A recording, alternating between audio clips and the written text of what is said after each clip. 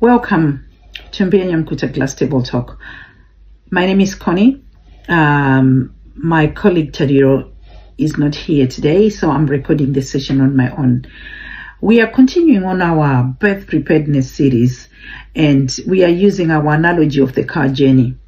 So, if we go back to our analogy of the car journey, where we talked about having all these essential oils and fluids in the car, we talked about one of the most important thing in the car. We could have all the other fluids and oils in the car, but if we don't have the power behind the power behind moving the car, we are not going to go anywhere.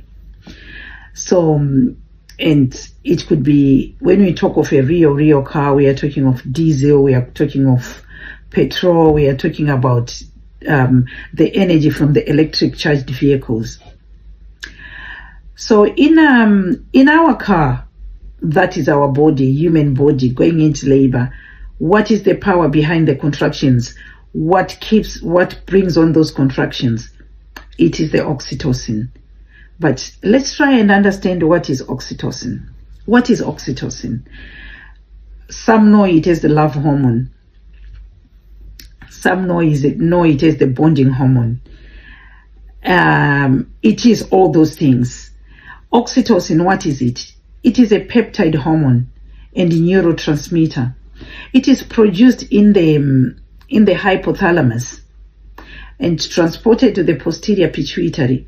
So it's like the hypothalamus is the factory, the posterior pituitary is the warehouse where it is kept, and it is released as per need. Some needs don't need a lot of oxytocin, and I think the most physiological function that expend a lot of the oxytocin is during labor, where it is needed to power the contractions. It is the power behind the contractions. It plays a major role in the reproductive and social behaviors. In the reproductive behaviors, it is that hormone that you release when you are cuddling with your loved one, when you are making love to your loved one. You release that hormone. It is called the feel-good hormone.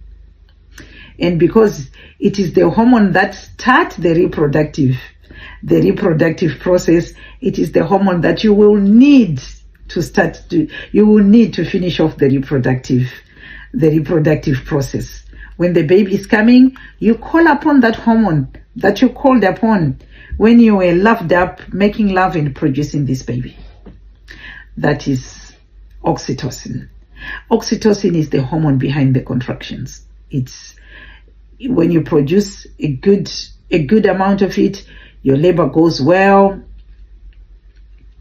You are producing, your contractions are going on well, and your labor is most likely to be a labor that is smooth sailing. There are instances, though, where that can inhibit the production of oxytocin. What are those instances that can inhibit the production of oxytocin? In actual fact, when your body is in a state where you are anxious about something, where you feel fearful about something, or where you feel unsafe. I'll give you an example. Talking about the same hormone, when you make love, you find a quiet place, you find a private place. You don't make love in public. Most circumstances behind closed, locked doors, probably with the lights off. That's a perfect environment for the production of oxytocin. Two people in love behind closed doors, the lights off, making love, oxytocin is produced in masses. The same relates to labor as well. When you're in labor, you need that environment that promotes the production of oxytocin. You need that environment. And as a midwife, what we encourage women to do is, because your home is your safe place. Your home is the place where I can go and relax in my conservatory. I can go and relax in my bedroom. I can relax in my bath. You've got control of your own home environment. We encourage that when you're in labor, try and stay at home as much as possible, because the science behind that is you're in a familiar environment, an environment where you feel safe, an environment that can promote the production of oxytocin and slowly nudges you into labor. Pregnancy is a state where people are usually anxious. Coming into hospital adds to that anxiety. I'm not saying don't come to hospital when you're in labor. By all means, call the midwives, get their advice, and if they ask you to stay at home, depending on your clinical picture, try and follow the midwife's advice as much as possible. So I would say in the first stages of labor, if your baby is moving well, if your waters haven't gone, or there is no other concerns antenatally, the best place to be is to be at home. However, if there are any concerns like the waters have broken and they are not clear, even if the waters are clear, you still need to come to hospital. And more importantly, if your waters are green or are smelly, you need to come to hospital. Green color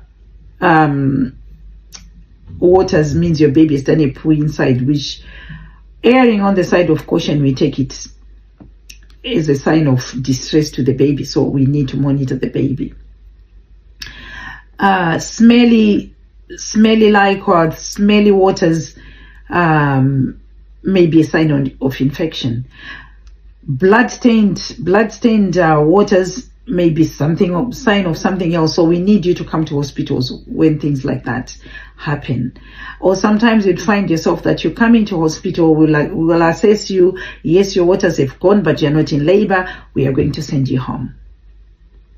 Sometimes that's what we tend to do, because we want to give your body the maximum chance of going into labor by itself, whilst you're in your own environment where you are likely to promote the production of oxytocin.